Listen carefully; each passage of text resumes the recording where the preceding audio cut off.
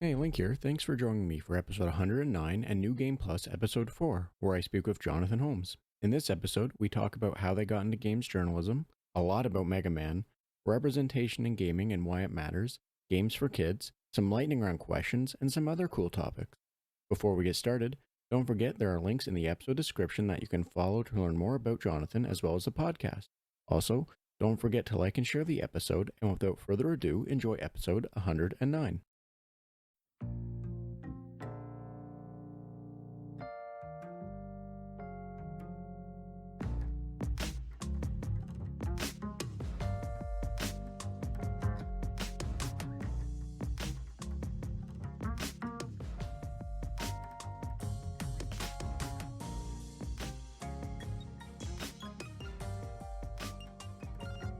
Hi, and welcome to the Red Tunic Podcast, a podcast where I look to rediscover what makes gaming fun and enjoyable by having positive conversations with those related to the industry. My name is Link, and today I'm joined by Jonathan Holmes, who has contributed to projects such as Talking to Women About Video Games, Nintendo Force, and more. This is another episode of New Game Plus, and now Jonathan is not a returning guest. However, he is a new guest all the same for New Game Plus. So, Jonathan, hi, how are you doing today? Link, I'm doing so good. It's so fun for me that you are Link. I'm really grasping the suspension of disbelief and picturing I'm really speaking to the real life Link. And this is what he's like. He's affable, just interested in video games, just like the player is. It's so nice to know that you were just like me all along. As we suspected, as I've inhabited your body in Hyrule many a time for the past 30 years or so. So thank you for being you, Link. You know, you're very welcome. I'm glad that in all the times that you've inhabited my body through Hyrule, it has been a enjoyable experience for you. Now, I do have to tell you, though, the first real renditions of me using Link, it was for Link's Awakening after he stole everything from that shopkeeper. So, I don't really know if I don't really know if that I should be the target of, being happy that I am everything you thought I would be. In that case, I'd be a thief. but in a world that's a dream, and Link's Awakening is one of my favorites for that reason, because it really inhabits and embodies this truth that video games are these weird dreams of the developers that we get to run around in. And sadly, when it's over, they're like, was I ever real in the first place? And I'm like, video game character? No, you weren't real, but you were real to me. And the stealing I did as Link, therefore, was not actually a crime because it wasn't real. Video games are a place to goof around and maybe make some ethical mistakes with no harm done, I hope. I don't know. I felt like it was harmless. So, again, thank you for letting me be a harmless thief in a fake world.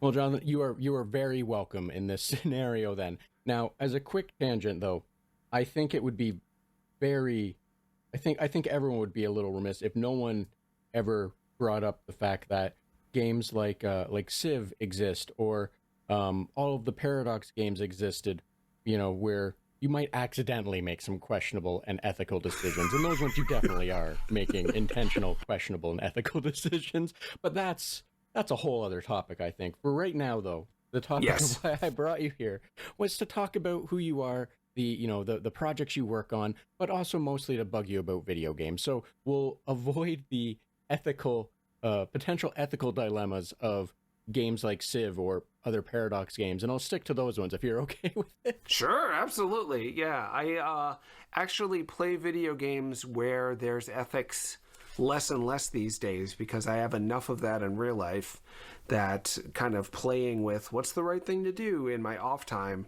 is exhausting, and I gravitate more towards games that are more straightforward narratively anyway. So probably wasn't going to veer into them regardless, but yeah, happy to talk about whatever you'd like. Fair enough. I can also relate to, the enjoyment of just being able to open up a game and exist in it. Yeah. Without the other conundrums or what have you. Yeah.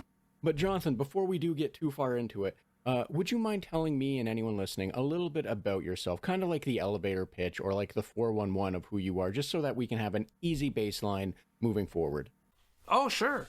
So I am nearing middle age and have been writing about video games in some capacity for almost half of my life. I think I started 18 years ago, so maybe a little more than a third of my life. I started at a Nintendo website called the Tunic, which didn't pay, and I think I was there for like 3 months before I started working at Destructoid.com, where I was, I think almost up until recently I was there, so, good 17 years. And after Destructoid, or in the midst of Destructoid, I also started writing for a print magazine called Nintendo Force, so I tend to lean into Nintendo stuff more than not.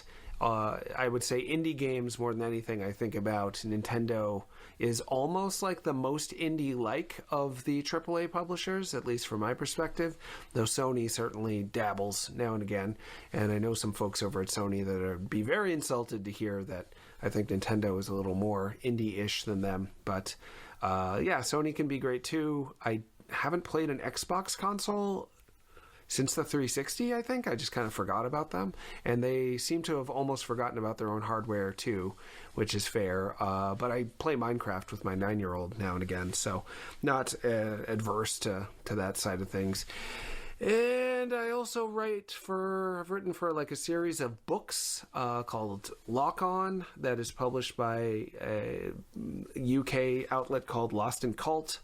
And a lot of little print things. And I've done various podcasts as well. The most popular one probably being Boston's Favorite Son with Stephanie Sterling and Conrad Zimmerman, where they make pitches to me about how I can become famous again, because in my early 20s I was on an MTV show called Road Rules that was very popular until it was not popular at all. It was a true flash in the pan that most people don't remember, but they like to think about how I could be that famous again.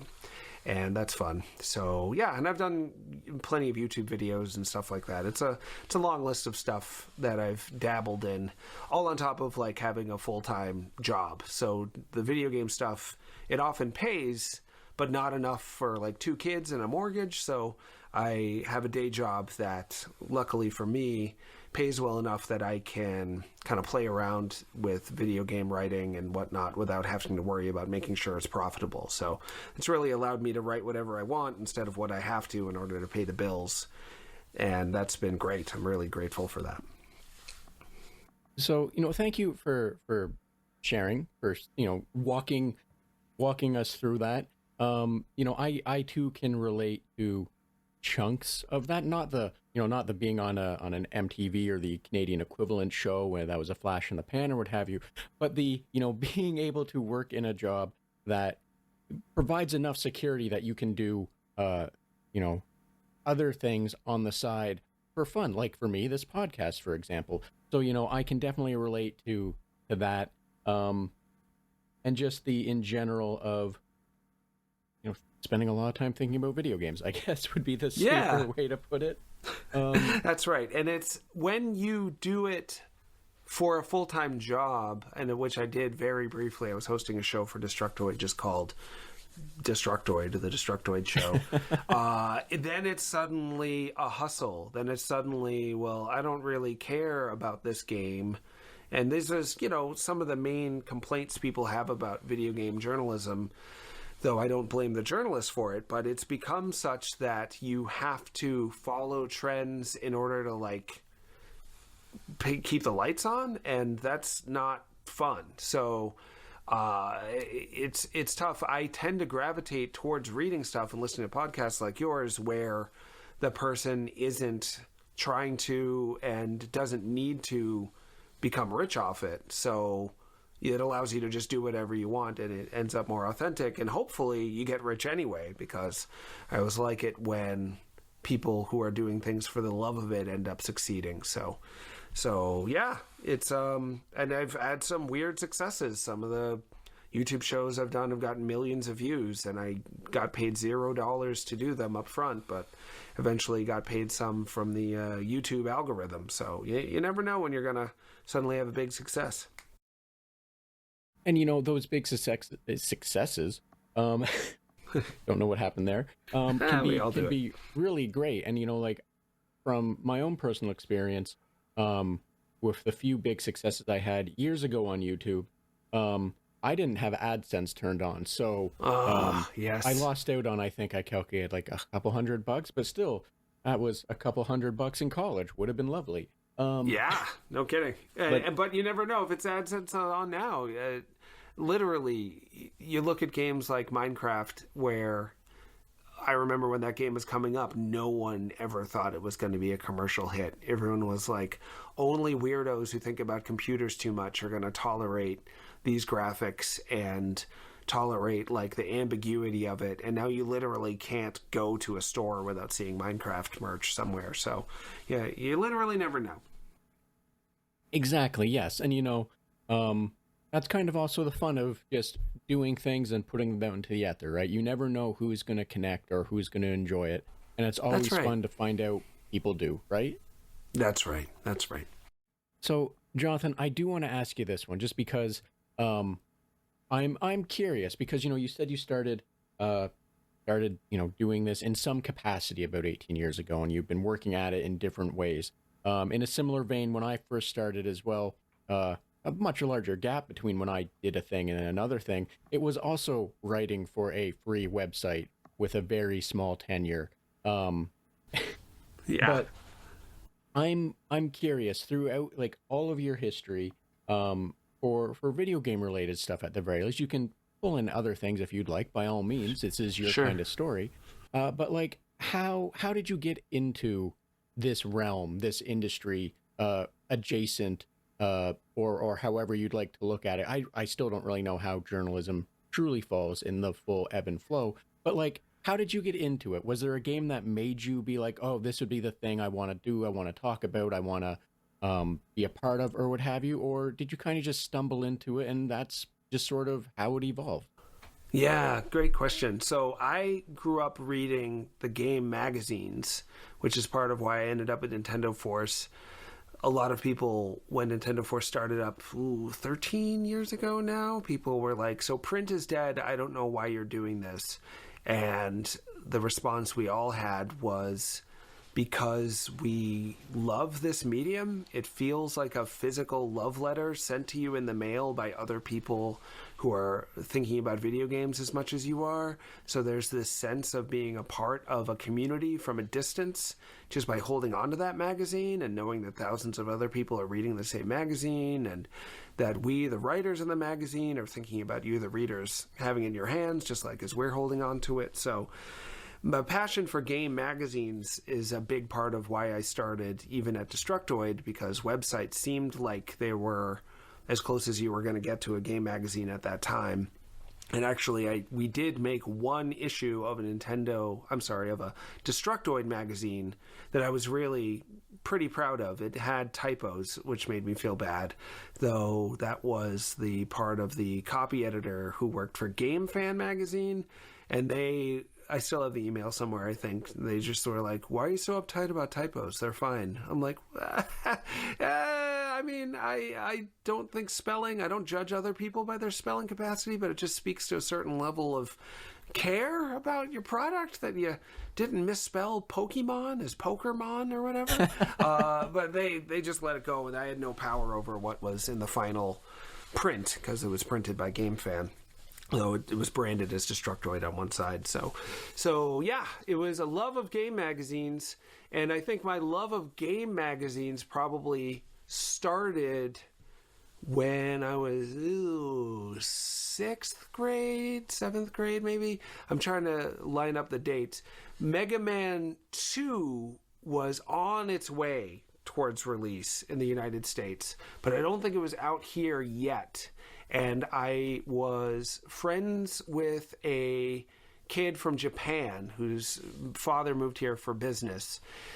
named Masaru Kuwabara. And if you're out there, Masaru, still thinking about you. I have a picture of him in my wallet recently. I threw that in there just to be like, hold on to your childhood and hold on to your dreams of getting this fantasy to become a reality. He brought over all these Japanese video game magazines, and it was like reading kind of texts from a future that didn't exist yet.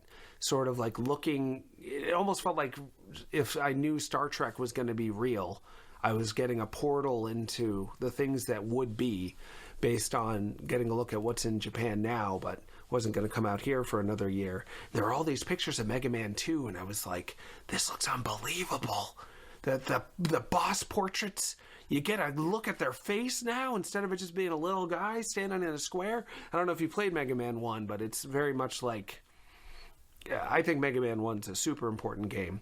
It gets overlooked because Mega Man 2 and 3 are so much better, but it started so much of the things that made video games what they are today in terms of collecting weapons and having some agency over what order you do the levels in, and the fact that Mega Man, he actually blinks. It's one of the first standing animations I've ever seen. If he doesn't move for a while, he blinks like he's alive. And I'm like, I feel like he's alive. He's my friend. Mega Man, he's a real guy. Not to mention the music just being like, they didn't have to go as hard as they did. That music holds up today. They created something that has stood the test of time in a lot of ways. So that mix of love for Mega Man and Mega Man 2, plus reading Japanese game magazines about it, made me feel like video games could be the cusp of the future, while also giving me a little piece of life that the developers created that is both an extension of them, like their children, their electronic children, while also being its own independent thing. And to this day, when I play video games, especially now that I've interviewed so many game developers and whatnot, I can't help but play a game and think about what the developers were intending, what they were thinking and feeling, and how that game I'm playing is in fact an extension of them. So the days of me playing video games to escape from my own reality are less and less, and the days of me playing a video game to get to know the people who made it through what they made and have it feel like a genuine, meaningful interaction with their subconscious as they expressed it in the game they made is more and more. I can't remember the last time I played a game and didn't think at all about the developers. Maybe 15 years ago that happened. I'm constantly thinking about them, constantly talking to my kids about them too. The other day, I was going through the Switch, and Balan Wonderworld was there on my dashboard, and my 9-year-old was like, "What is that?" I'm like, "Let me tell you about Yuji Naka." I didn't talk at all about Balan Wonderworld because I barely remembered it, but I'm like, first he worked on Sonic, and people loved it, and then they're like, "Okay, what are you going to do next? How are you going to top yourself after Sonic?" He's like, "Billy Hatcher and the Giant Egg." And they're like, "What?" "What are you talking about?" It's a chicken suit boy with an egg. It's going to be the next big thing." They're like, "What are you talking about?" And he also did Nights into Dreams, which, I like, but it didn't take off. He made a game called Ivy the Kiwi about a bird walking on ivy. I liked it, but again, he never found that mainstream success again until ever that I can remember. No, Rodea the Sky Soldier didn't do well. So anyway, I think a lot about game developers, and then my 9-year-old is like literally falling asleep as I'm giving him a lecture on Yuji Naka instead of telling him about Balan Wonderworld, which I think is about a thing in a top hat that flies around or something, and you're a kid maybe, and you put on a different suit. I can't remember. Not that good a game, but Yuji Naka, interesting rise and fall, and I think he got out of jail, if I remember correctly, but it all led to jail time, which was a surprise for my 9-year-old to get at the end. I think that woke him up, hearing that part. So thank you for that. I like what set you on this path was ultimately the game magazine. Not to disregard what you were, the sordid tales of the one of the Sonic founders, and uh, one. So one, I make this joke a lot to people, and I'm gonna say it here, and I don't know if you will share this sentiment, and then we'll get back to the magazine thing. I promise. Sure, However, sure. Take your time. the the fact that in Japan, most if not all drugs are banned. Like even like ADHD medications and such are considered narcotics and are illegal and whatnot. But then you get games like Beyond Wonderland, Nights in the Dream, Billy Thatcher or Hatcher, sorry. And I always have to say I refuse to believe that drugs are illegal because these games exist. I can understand Sonic, I can understand Mario, even though Mario has the mushroom references in them in of themselves. But like I can largely understand a lot of some of the games. But then you get some where you're like, yeah, you're a boy dressed as a rooster and you push around an egg to do things and beat enemies and what have you, or a game that you are flying around as a anti-nightmare or what, I can't remember the logistics of I think that's Night right. into Dreams. Yeah, it's a Good Dreams fairy, purple. Yeah, that's formed out of children swirling in their dreams. I think. Yeah, you're 100% right. I've talked to so many game developers. Suda51, who created No More Heroes and a variety of other games, is one of the ones I've talked to the most often. I've sort of become like thought of as not one of the biggest experts, but certainly one of the most long-standing, passionate fans of his games in media. So I get called upon to interview him by outlets pretty regularly. And geez, I've talked to Hideki Kamiya, who created Bayonetta and worked on Devil May Cry and the wonderful 101. A bunch of folks who've made some fairly strange games. And I've asked, like, so were you trying to be weird? And they're like, no, I was just trying to be cool. Like, I know people want something they haven't seen before. And in Japan, it's a totally different story. So just a quick tangent about this because I'm excited about it. In the West, in the United States and in Europe, our fine art was based on realism. It was often based on like advancing the capacity for realistic oil painting because a lot of the money for making paintings came from the church, from the Christian churches, who were like, we really want to make Jesus and Mary and the apostles and everybody look and feel real to people. So this can't be abstract. This can't be like cartoonish. This needs to be like a photograph of these figures that we have so much faith in and want to spread faith about. Whereas Japan, their fine art tradition dates way, way older and is largely like abstract ink paintings. So, Shinto and Zen Buddhism paintings. The Enzo is a massively popular and important thing in Japanese fine art, which is just trying to empty your ego out by drawing a perfect circle or painting a perfect circle with ink, which is totally different than trying to like make a realistic, usually quite muscular savior figure on a cross and make it feel real. Totally different world. So in Japan, abstraction and surrealism and being separate from trying to recreate reality is really hard baked in the culture, which is why comic books have been not just for teenagers or kids there. Comic books are read by people of all ages for as long as I can remember.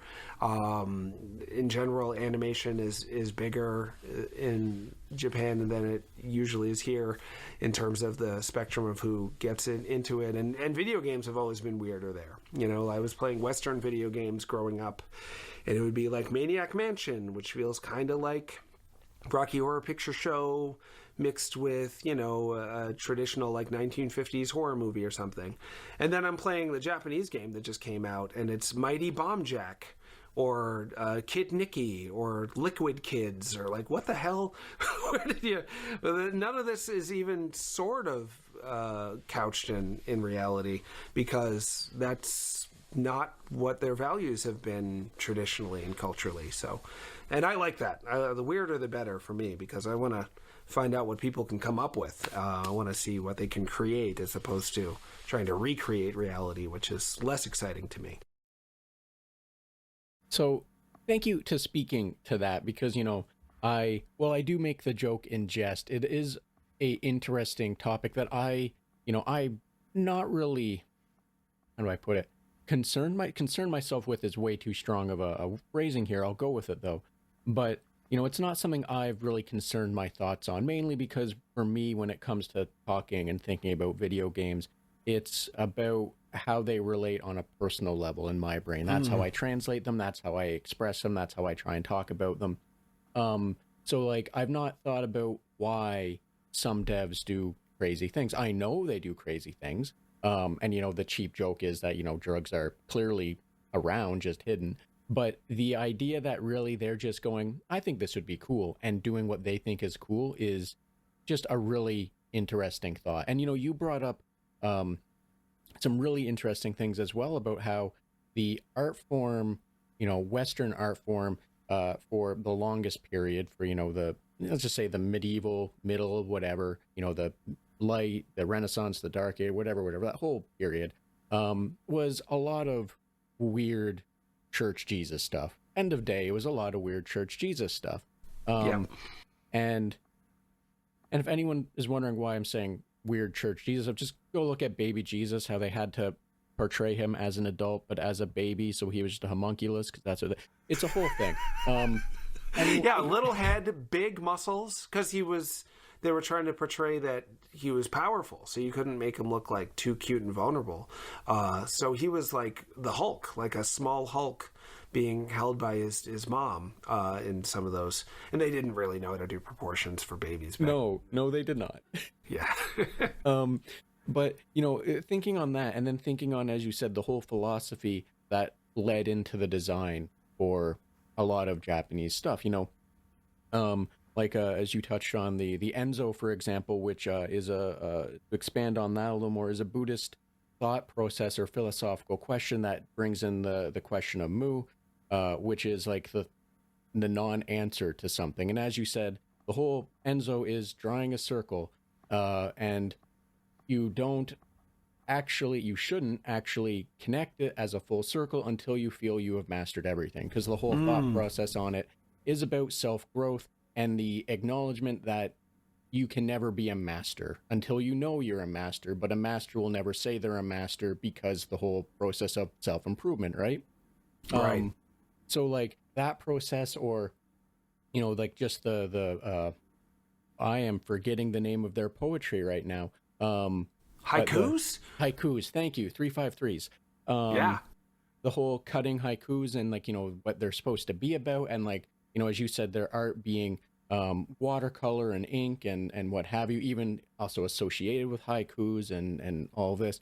It's, that makes a good point that, their design philosophies have always been based in something else. And that makes a lot of sense that it would then appear in video games or in other forms of media. Like, for example, Ghibli and their the use of what's called ma, which is the space between. Right. Easily translated, or what have you, in more easy terms, is breathing room, I guess you would say. The breathing time between scenes, or even inside of scenes, as like a little loading screen, if you will. Ghibli does a really good job if anyone's ever wanting to see what that means or what that looks like in masterful practice. But anyway, sorry, not to go off on that tangent too far. But I was going to bring all that up too. If you hadn't brought up Ma, I had my finger on the Ma button I was about to press, because it's a massive part of what I like about so many games. Even Mega Man again, when you're just looking at that screen and deciding what you're going to do next, getting a break from the fast-paced, very pressure-packed action, because those games are massive obstacle courses where they're extremely punishing and force you to learn from your mistakes. Like, you will die the first time you play a new Mega Man game. Trial and error is hard baked in it, and you have to enjoy failing and learning from it in order to enjoy those games at all. But to just get a break and look at the mans and be like, which man's next? Oh, listen to that music. It's a massive part of why those games work. Whereas Mario 1 and Mario 2, you see a little dividing screen saying World 1-1 or whatever, and then it's just survive, then you're thrown right in. For me anyway, the Mega Man series was better than the old Marios in some way on the NES in that level, when it comes to that level of overarching craftsmanship or craftspersonship. Mario level design is just unbelievable, and the physics of the run and jump is something I still think about unnecessarily because it's already been figured out, but I'm still like, I can't believe how smart they were. You gotta run fast towards the thing that you gotta jump over. It's so hard when you're running fast, but if you don't run fast, you won't have enough speed in order to get over the whole thing. It's so great. You have to press the button yourself. You have to decide yourself to put yourself at risk in that way, and then you get to reap the self-esteem rewards of feeling like I made that jump because of the risk you took. It really teaches people to run into things and have confidence and to try, because if you're like half-hearted about it, you're going to fall in the hole no matter what you do. I love all that about Mario, and in a lot of ways overarching Mega Man 2 specifically. I gotta just rant about it real quick before I forget. Have you played Mega Man 2, Link? Have you played it? Do you know what I'm talking about? So just recently, for as a quick tangent before to answer your question, short and long versions, yes, I've played recently. I replayed up to Mega Man 7 and X 1 through 3 because I do it's a little bit on hold right now for reasons. But I do a recap magazine. It's more just an excuse for me to write some stuff, and my partner, who is a designer, to let her have fun doing design work. But yes, cool. I replayed recently most, if not all, of Mega Man. So yes, I've played 2. I prefer 3. I know that's apparently something a heretic would say, but no. Oh wait, no, sorry. I prefer 2 over 3, and then X3 over X2. Sorry. Anyway, weird tangents. By all means, please. It's you. No, I love to hear what you think. So Mega Man 3 is very important. I love the dog. I love Proto Man. I'm not dismissing them, but you can't beat 2 when it comes to how psychologically it takes the players to ways that are to places that are so layered and so unprecedented at the time. Mega Man 2, Woodman. We're gonna get some wood, I guess. Okay, I'll go fight some chickens. I'll get the wood. It's just a better Mega Man game until, and this is spoilers, everybody. Wily's Castle. The music is so good. It's so exciting. All the skills you've learned up until that point, you need to exercise them. You need to use all the weapons. You're getting through it. You fight Dr. Wily again. It's like a better robot than he had in the first game. It looks cooler. It's red now. You're like, got this. Okay. You beat him, and you're like, that's the end of the game, right? It's a video game. Up until now, it's just been better Mega Man 1. And then the floor literally drops out from under you. And you're like, what just happened? And then it cuts to the Wily map, and it's just a line going down. Like, you don't know where you're going. You've literally dropped into who knows what. When you go underground, talking about Christianity, there's problems with the underground. So we're told by that particular mythology. And then down there's no music. This game is wall-to-wall rock and roll hits until you get underneath, and it's just silence. And red liquid is dripping from the ceilings. And that's all you hear is the drips. What is going on? It's both fascinating and terrifying until you get through those drips and you see Dr. Wily. He's floating. What? Not aware that you knew how to float, human doctor who makes robots, I guess. And then he turns into a friggin' alien. And your whole world is turned upside down.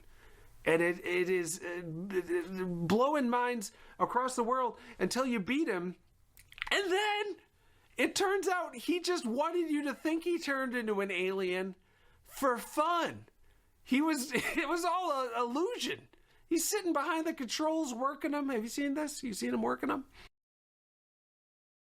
Yes, sorry, I didn't know if that was a break or an actual question. I didn't know if you've seen him work it. He's working those controls up and down, like trying so hard to get you, Mega Man, and by extension the player, to believe he's an alien for literally no reason other than he thought it would be funny. You know, I'm not gonna lie. One of my favorite, regardless of my feelings for 3, one of the things I always enjoyed was the nonsense of every time after you were done, Wily would then, beg for forgiveness or being spared or what have you. And, every time it would lead, it always had something wild before, like the screen falling in on him.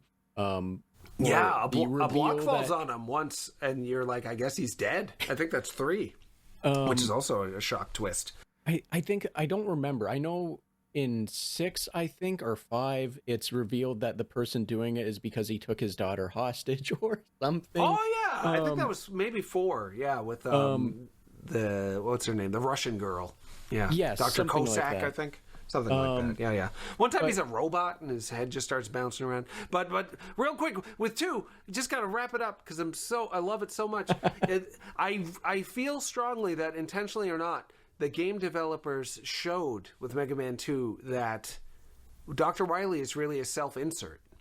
That it just causes trouble for Mega Man because it's fun, but also wants to make Mega Man believe in something that's not real in order to kind of craft a story for him. Dr. Wily reveals at the end that he just did it all so you could believe in whatever he was selling. And of course, he designed all the robots and the levels and whatnot, so he literally made the game that he run through. And that's, with Mega Man 2, is when I first started to realize these games are an extension of the people who made them. And like when you're fighting the villain who had the big mastermind plan to destroy you, that was the developer who came up with that plan as well. And they really embody the like Willy Wonka style creator of the funhouse you're running through from the start and see themselves in it a lot of the time. But I'm sorry, you wanted to talk more about Mega Man history. I can't remember how it ended with I didn't play 11. I couldn't get into it, but I love 1 through 10 a whole lot. Did you play 11? Did he survive that one, Dr. Wily? I heard that one's like a reboot. I'm not gonna lie. What ended up happening for me is because I played X, X2, X3. I played 1 through 7, 1 through 8. And I kind of hit a point where I'm like, I'm burnt out on Mega Man for now. So I haven't went back to the reboots. I think it was 9 was the 8-bit reboot. 9 was the 8-bit reboot, and then 10 was the sequel to that. Yeah. And then 11 was a reboot again, except this is like trying to look like a modern game, essentially. Yeah. So I have not went back to them. Now, Jonathan, however, I do want to ask you this, and I'm sorry that it might feel like I'm trying to cut the legs out from under you. Definitely not in this case. It is on the topic of Mega Man because you seem very passionate about Mega Man, and I feel you are the person I can inflict this potential mental damage on. Are you familiar with Speed Racer? I feel you would be. Oh, yeah, not intimately familiar with the cartoon series. I've seen it. I think I have like a VHS tape of it. It was on MTV actually around when I was on Road Rules, so I would watch Road Rules and then watch Speed Racer afterwards, which was weird because they're both about like roads and speed and cars on the highway and whatnot. So yeah, and the movie, the Wachowski sisters movie, I'm a huge fan of. Haven't watched it in a little while, but I always tell people to watch it. And the last time I watched it, I was just like still blown away. So yeah, Speed Racer. I can talk about it, I think. Well, it's not so much to talk about. It's more I'm gonna hit you with a question for it and see how it works. Do you remember the premise enough high level to say what it is, or can I? You feel free. I trust your judgment. So I'm going to describe Speed Racer, maybe. So, high level, Speed Racer is about a mechanic that makes a car for his son to defeat someone, his rival, his business partner, that stole his work, stole his car designs. And in the process of this, his son has a horrible accident, and they presume he is dead, missing, or just badly hurt. He comes back from time to time, And he instead sends out his actual son to go in the new racer, the Mach 5. And his son is now racing against the corporation that is ran by his father's old business partner. His son has a little sister who helps work on things. There's a monkey that occasionally helps giving power-ups to the car. Do you see where I'm going with this or no? So for me, the most obvious influence on Mega Man, or Rockman as it's called in Japan, was of course Astro Boy, which also involves like a death and a rebirth as a character who looks almost exactly like Rock when he's not in the Mega Man suit. But I had not thought about how Racer X in Speed Racer, played by I think Matthew Fox in the movie, is Proto Man, and Speed. His name is literally not in Japan. In Japan, they have like human names, as I have been told anyway. But they translated him to just being named Speed in English, and his dad is named Pops and whatnot. It lines right up there. You make perfect sense with your drawing the comparison. The Mega Man team, as far as I know, very small development team, and unsure at all times about their future with the company, because video games were quite volatile then as well. So they just had fun with it, but also didn't like kill themselves over coming up with fully original myths and whatnot. But back then, as you probably know, Solid Snake just was Sylvester Stallone for at least one game. I think he was also Michael Biehn from Terminator in one game. They just were like, we'll just steal these actors and nobody will sue us because who cares? It's just video games. Like, video games back then were so disregarded and disrespected by the mainstream that they could get away with almost anything. I remember Revenge of Shinobi.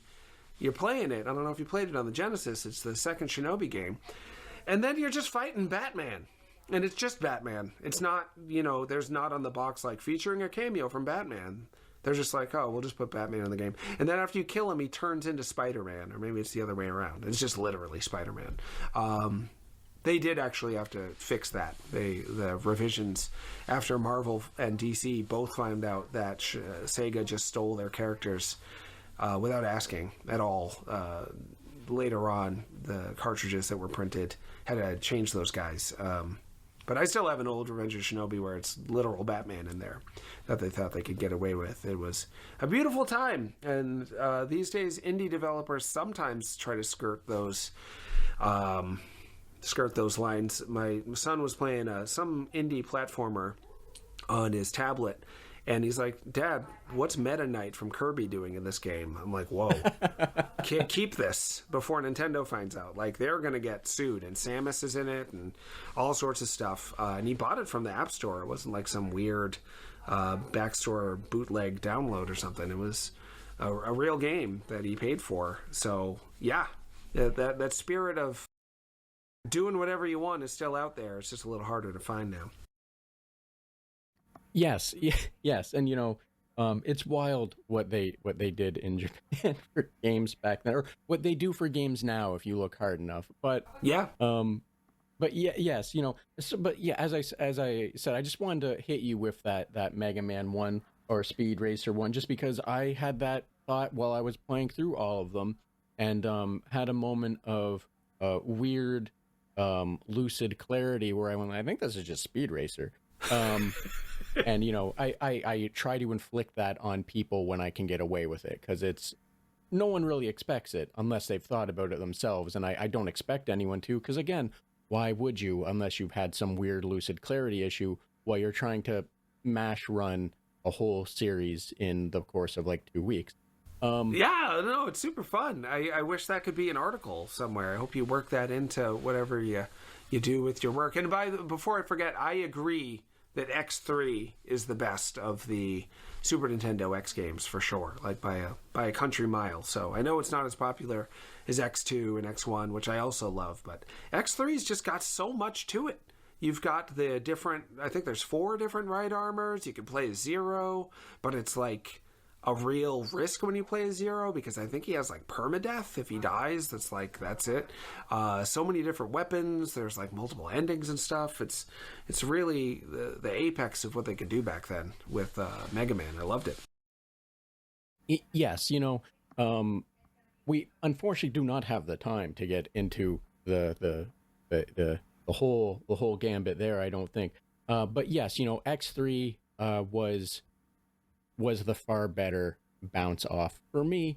For a lot of the reasons that you touched on. It was, I just felt it was a far superior sequel, with no weird step backs that were convoluted and hidden and requiring way too much mental energy just to find an upgrade, or what have you. Sure. Things that ultimately would not have forced you to actually have a walkthrough guide. I think that was my biggest issue with X2, was that a lot of it was like, you need a guide to know where the head upgrade is, because it's under the dirt in like the first part of one level that you would otherwise never know about unless you accidentally blew it away. But like, yeah. I had forgotten that. I've had those games so memorized now that I forgot that not everyone knows exactly where all those upgrades are. But that's absolutely right. We were using game magazines back then to figure all that out, which gives me opportunity for an organic plug that I did not plan. I forgot that Nintendo Force is actually publishing a guide to Mega Man 1, a hand-drawn game guide by Philip Summers, that will include Mega Man 1 and I believe also the first Mega Man game for Game Boy. So if you're interested in thinking about Mega Man too much in guide form, we've got a book coming out. Thank you for that plug. I remember seeing something about that and I forgot completely about it. So thank you for mentioning that for anyone that's listening. Sure. That would be curious, because, I think with Prima being gone, and most guidebooks now are art books in they're pseudo art books or what have you. I think Dark Horse is the main and only people doing it really now. Sure. Having like a hand-drawn guidebook kind of thing, it fits easily into the aesthetic of where they've shifted. You know what I mean? Yeah, that's kind of you to say. It's an idea that Philip had a while ago, and it took off hugely, and he didn't expect people, because he's a great artist, but he's not an artist that looks like he's trying to be impressive. He's got a real homegrown, like, this is the kind of drawing you might do when you're really passionate just playing a game, but you didn't expect to sell the artwork. You're just doing it because you love it so much you can't stop thinking about it, which I think a lot of us maybe made our own guides when we were younger. He's just done that, but on like a professional level. And it turned out to be hugely exciting to people, and he was very successful until, and this ties back into what I was saying about Konami, it's sort of ironic, Konami would just steal Sylvester Stallone and Sean Connery's and Arnold Schwarzenegger's likenesses until they got sued. Likewise, he was just going to make a guidebook for the Contra and Ninja Gaiden and whatnot until he got sued, and they said, you don't have the rights to that, you're shut down. But Nintendo Force actually got through to Capcom, and it's an official guidebook licensed by them, so legally it's all above board. No stealing of Mega Man for us. We're making an official Mega Man product, which is wild. Yes, in today's day and age, that is wild, and congratulations to being able to actually do an official product for Mega Man. Yeah, really exciting. Someone needs to do an official product for Mega Man. It's weirdly enough the second time I've been at least somewhat involved with an official Mega Man product. Destructoid made something called the Mega Man Maker, and this was back in 2008 when Mega Man 9 was coming out, where you got to make your own Mega Man characters, but I made all the default sprites for it.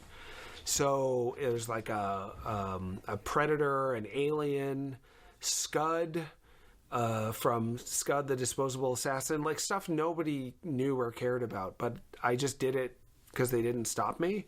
And I'm like, wouldn't it be fun if, I don't know, who did I make a sprite of? I think, no, Minions hadn't come out yet, but it was like that. It was like, this is not right. But Capcom apparently licensed it officially. It was part of their advertising campaign. So I think that's all lost to the wind now. This is, geez, I'm trying to subtract 2008 from 2015. It was some time ago. I don't think you can find any of that stuff anymore. But if anyone can, let me know, because I'd love to see my old sprites again. I don't have them myself. I shipped them off, and that computer is long dead. So it's a lost piece of media, lost piece of Mega Man media that someone might be able to retrieve. I think the best bet would probably be the Internet Archive. Yeah, probably, huh? How great they are with everything.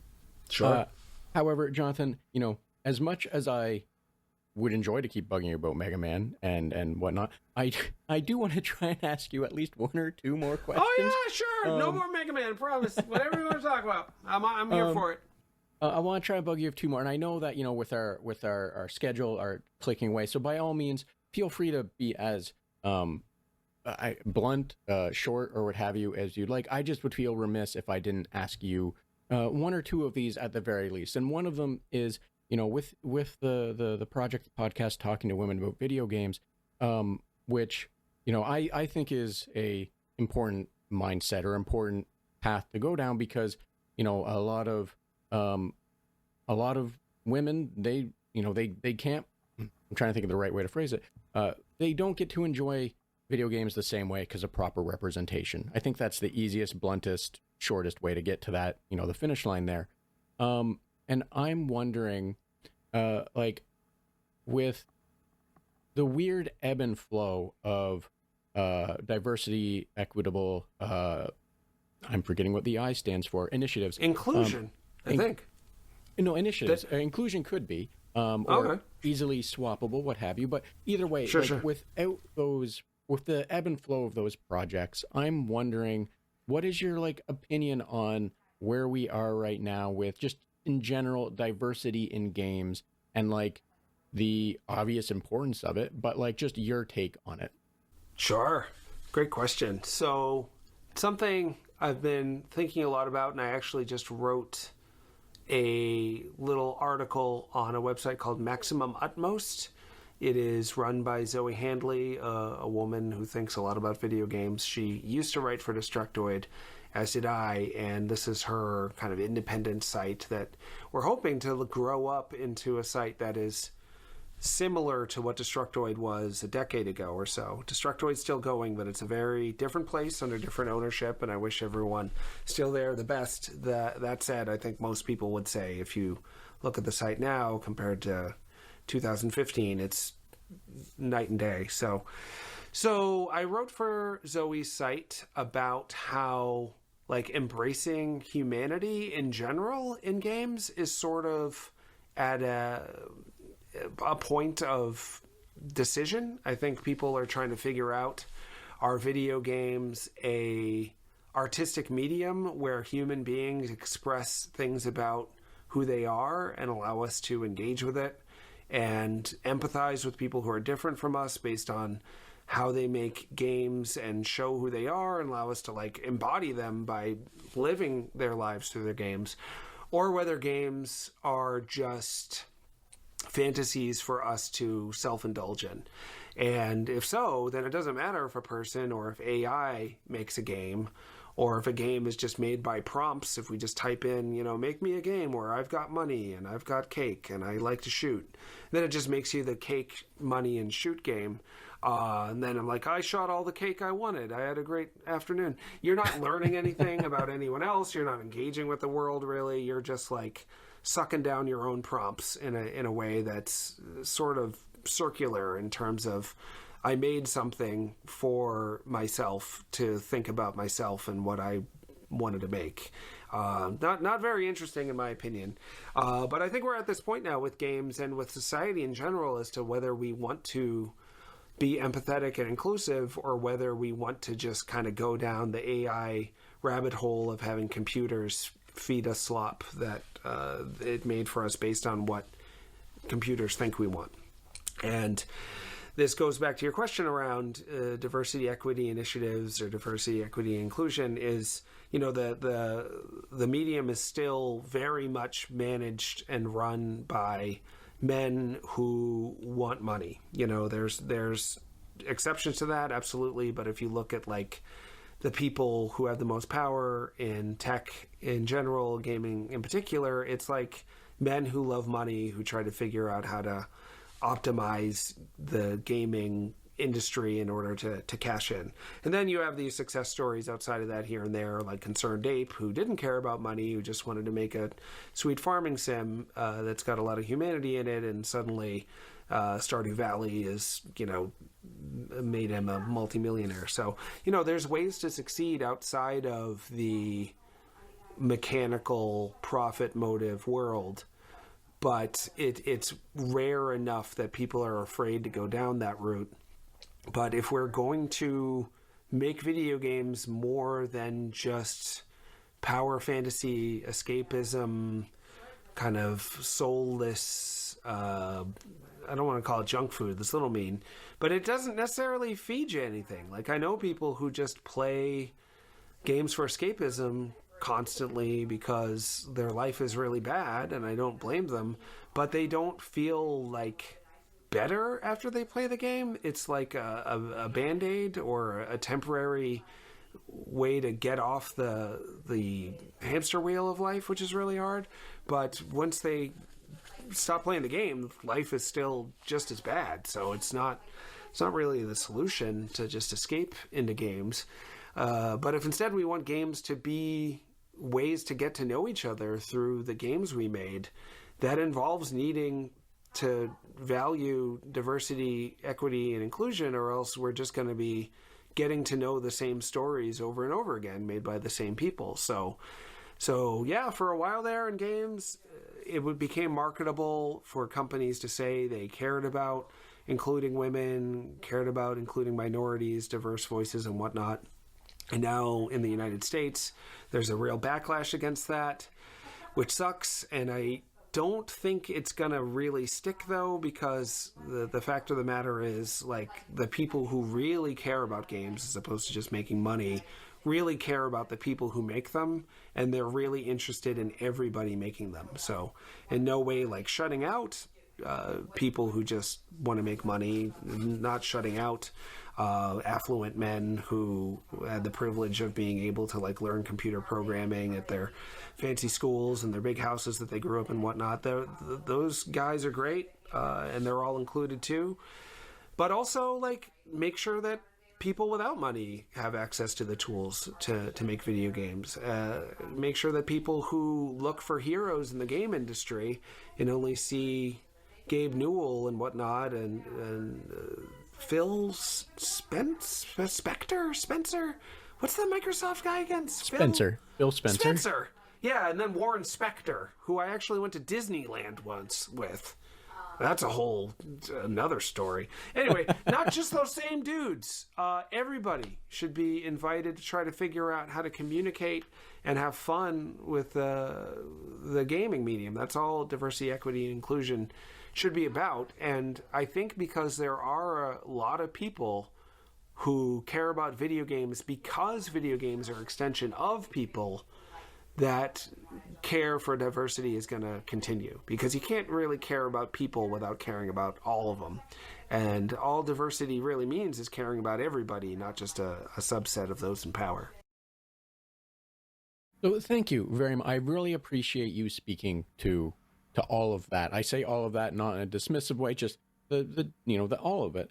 Sure. Because, one of the things that I have been enjoying doing, and I'm trying to think of how to like squeeze this in on a regular episodes, but trying to find ways or excuses to talk to people about diversity in games. So thank you for speaking to that. I really appreciate, your take, your view, and high level, I really agree with the empathy feeling of it, of that, the people that care are going to keep caring. They're going to keep wanting to help make these games get made, right?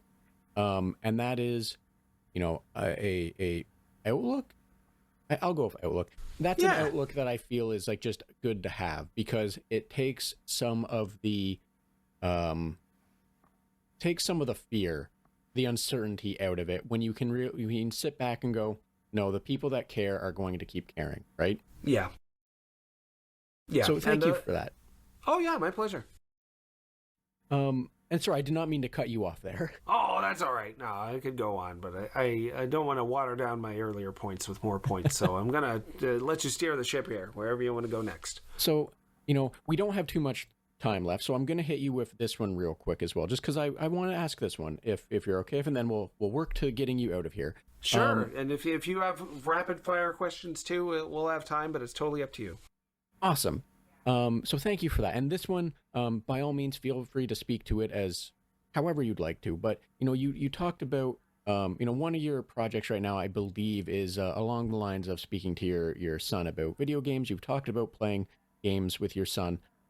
So I'm wondering, now this isn't exclusively a question about your son. It's more the overall high level of it.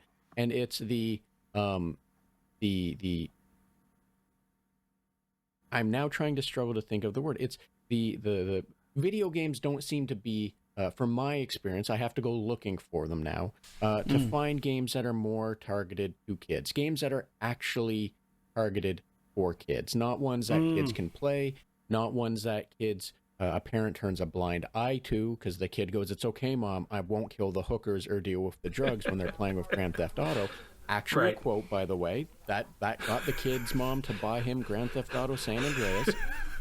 It was a wild thing to see, or hear, or just be near when it happened. But I'm wondering, as someone with a 9-year-old that has spoken to them about it, is speaking to them about other things off record, and whatnot. I'm wondering, do you think we're really in a place where, or that's the wrong way to put it. Do you think we are in a place where we definitely need more kids games? I'm sorry, I'm struggling now to try and phrase that question succinctly, but I hope that's okay. Get what I'm trying to ask. Yeah, I think so. I think we're at a really interesting point where the kids I know through my son, there's like 4 games that they value, and diversity in terms of just the breadth of games they play is really, really down compared to when I was younger, and even, when I first started writing about games. Now it's the kids play Minecraft, Fortnite, Roblox, and like one other random game that their dad showed them or something, or like some game they just was cheap on an app store, so they bought it. But like all the kids know about Roblox, Fortnite, and Minecraft, and within those games there's all these sub games. Like my son will play Minecraft and then he'll download a mod that turns it into Sonic, or so it's almost like games have become platforms for other ideas that are made sometimes by modders, sometimes by the official developers, and it's really kind of narrowed down the breadth of experience that kids know about in terms of games. And it's like these 3 or 4 major games have a lock on their brains, really. So more than thinking about more games for kids, because there are, I think, a ton of games out there that are at least rated E for everyone. I could be biased because I play on Nintendo consoles so often. A lot of them are there. But I think that those games are still happening. They're just not reaching a huge audience anymore. My son became obsessed with Shovel Knight and made his own Shovel Knight Valentines, and like literally no other kid had any idea what he's talking about. Sorry, Shovel Knight developers out there. Shovel Knight, I think, did well, and the developers are still at it, and it really resonated with people my age who grew up on Mega Man.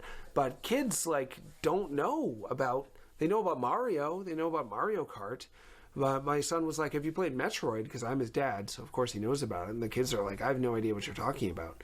Oh, the girl in Smash Brothers who shoots lasers, like that. Some of them know Smash Brothers, but there's a general lack of literacy for games in general. A general lack in general. Sorry about my repetition there, but you know what I mean. They aren't exposed to a breadth of stuff anymore. And their parents certainly largely aren't telling them about it, because games, as I was saying before, are just there as escapism and like a waste of time to deal with the stress of life, but you're not actually learning anything about humanity or the people who made them because you don't see them as an art form. If that's how people see games, as just a time waster, then why teach your kid the history of games? Why teach them about the games you played if you don't respect them as a medium? And I'm still seeing a ton of that from adults. I know video games make so much money, but when I'm hanging around with other people my age and I say I write about video games on the side, they still are like, that's weird. I don't know if I like you anymore. Like, what? Why do you write about video games? If I told them I wrote about, pornography, or I write about junk food, or I write about, toilets, they'd be like, oh, well, okay, I use toilets. I eat junk food. I may have seen a fancy adult movie at some point. But if I say I write about video games, they're like, oh. It still creeps them out a lot of the time, and when they're in their 40s and 50s. So I think the medium has a ton to go, a ton of space to grow in order to really be seen as a normal, legitimate art form. And it's not going to get there if AI starts making all our games. Like, if we want video game and video game history and video game diversity and the meaning of video games to be respected in the culture, we've got to shut down the AI path. Other than, AI can automatically do lighting for you or whatever, but if you have AI coming up with your game concepts, as Microsoft recently pitched, I think it's all kind of a blur, but I'm pretty sure that they got excited to say AI will come up with your ideas for your games. Like, the easiest part of making a game, just having an idea. But they're like, you don't even have to think anymore. AI will just do it. Like, we got to get away from that if video games are ever going to be seen as more than just like slop. Yes, yes, I understand, and largely, again, agree with everything you said. Now, I am going to hit you with the lightning round questions, the quick fires. Yeah, let's do it. But a quick tangent. I promise, really quick. The idea that I'm stuck on which side of the line or the fence to be on when you tell people you work on games, and they go, "That's really weird." Because part of me wants to think it's like that meme where the dude's like having a really intense conversation explaining something, and like you're just trying to either explain, Yoko Taro and his view for why Drakengard was an attempt at making the worst possible game, that no one should ever look up to the character because he's an actual psychopath and you shouldn't enjoy. And the whole everything of Drakengard, part of me wants to hope it's you explaining a game like that, but then part of me also wants to hope it's you explaining a game like Mario. Just because I'm so scared to tell other grown-ups, and maybe that's part of it. But I tell them, I'm like, I write for a Nintendo magazine. Do you have kids? And they're like, yeah. That's weird. Are you going to force me to look at it? I'm like, no, I'm not going to force you, but look. There's a Princess Peach. She could wear a different outfit now. Look, she's a ninja. Look, it's fun. Come on. It's life. It's like, I'd rather be watching Love is Blind. Like, I want to watch a reality show about crimes or kissing, and that's like it. Like, all the grown-ups I know, that's all they care about. And even the kids don't care about the magazine. My son, it's like, my dad writes and draws comics for a video game magazine. It's like, is it about Fortnite? And they're like, nope. And they're like, well, I don't care. Like, where's the Fortnite? Where's the Fortnite bucks and the Robux? They all have their own monetary systems, these games, but it's just real money. Like, when I was growing up, Capcom had a fake money system called Zenny that I thought was hilarious. I don't know why. And now it's real money that you're buying stuff in the games with. I'm still saddened by it. But long story short, that's where I'm at with that. So, let's thank you for that. Not to intentionally end on a downward trend there. So let me try and turn it around a little bit with some quick lightning round questions. They're lighthearted, they're nonsensical. It's gonna be so fun. By all means, don't think too much on them. But I'm going to hit you with 3 of them, and then we'll get you out the door. So okay, sounds good. For this one. So the first one I'm going to hit you with, don't think too hard on the over actual background of the question. Sure. That stands for all of them, really. But for this one, which video game character do you think is most likely pro-Salem witch trials? That's a great question. Pro Salem witch trials, like pro trying women for witchery and putting them to death. I don't play video games like that much. I guess King Knight from Shovel Knight. I played through King Knight's campaign again and was just fascinated with how big of a jerk he is. He's just the worst. So yeah, he would definitely be like, well, they look weird and they don't worship me, so yeah, see if they're witches and then kill them if they're not. He's a real stinker. Thank you. Fair enough, and thank you. Which video game character is most likely to call themselves a thirst trap despite having no business doing so, and why? Me, for sure. I've been in a bunch of video games, never paid, always just allowing my likeness to show up in there. One of the ones comes to mind is Pool Panic, a game about pool balls going on an adventure that I was sure would be the next big thing, and then it wasn't. But recently the developers reclaimed the rights of it from Adult Swim that published it originally. Sorry to get into the sausage there. But now that they have the rights again, they're updating it. They just added like 2-player co-op. And so everyone go play Pool Panic, where I play a sexy pool ball that's definitely a thirst trap. So, I was not expecting that. So thank you. That's wonderful to know that you have an easy answer for that one. Now, this one I think will hit a little close to home for you. So which video game character do you think is most likely to say, I'm not mad, I'm just disappointed in you, personally? Which video game character would say that to me? Yes. Oh, geez. Just one, huh? Just one. Yeah, it's a long list. I guess I always feel judged by Princess Peach in that way. I have Rosalina even more so, because she's like the even more royal and more like aloof princess. I think with Daisy they steered towards like tomboy, sassy fun. She almost feels like she would throw on some jeans and go off-roading or something. Whereas Rosalina is like above it all. Her dress is even longer. So she would definitely look at me and be like, I can't believe how many times you failed me. You are you're so unserious. Why aren't you getting this done for me and my star babies? And then the star baby would be like, we're dying because of you. And I'm like, I'm the worst. She would hate me. So Jonathan, thank you for that. That was the lightning round. So I'm not going to bug you with any more of those. And like I said, I'm going to work you towards the door. And with that, I mean, there's nothing else I want to ask you or bug you with. However, if there's anything else you wanted to, throw out there real quick, or something you feel more people should be aware of, by all means as well, please let everyone know where they can find more information about you, which I'll also include in the episode description. Oh, sure. Thank you. Yeah, I post pretty regularly on Blue Sky.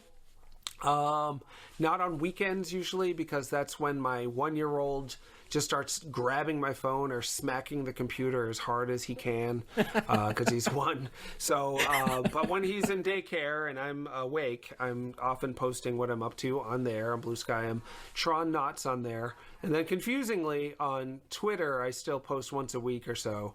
I'm Non-Trotsky, which, speaking of me being in video games, not to humble brag, but they named a boss in Bit Trip Runner after me, but they didn't want to use my actual username, which was Tron Knots, so they flipped around the letters and made it Non-Trotsky. So I flipped around the letters back for my Twitter handle to help kind of acknowledge that a while ago. So that's where I'm at there. And Nintendo Force and Maximum Utmost are the 2 places I'm writing for the most often. But you can find little things I'm doing all over the place. And also the Talking to Women About Video Games podcast is the one. We release some sort of version of that show once a week. So you can Google that as well. It was a YouTube show forever ago with a very different premise. But past 5 years or so, it's been a podcast. So you can find it there. So, Jonathan, thank you for that. I will be sure to get all of those in the episode description for anyone that's in easy access to just click through, or they can search themselves, but it'll be there easily for them. And outside of that, as I said, there wasn't anything else that I wanted to bug you with. So I will, thank you for your time, for being here, and I will let you get on with your day. Link, what a pleasure. Thank you so much for having me on. Pleasure was all mine, Jonathan, but, thank you again, and you're welcome, question mark? But, yeah, that's right. thank you for agreeing to be a guest on the show.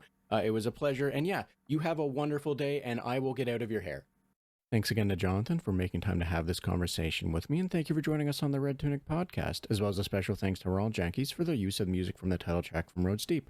Be sure to check out the episode description for links to socials, websites, and other means that will allow you to learn more about or support Jonathan as well as the podcast. And while you're doing that, share, like, follow, and whatever else you think makes the algorithm work. Thanks, until next time.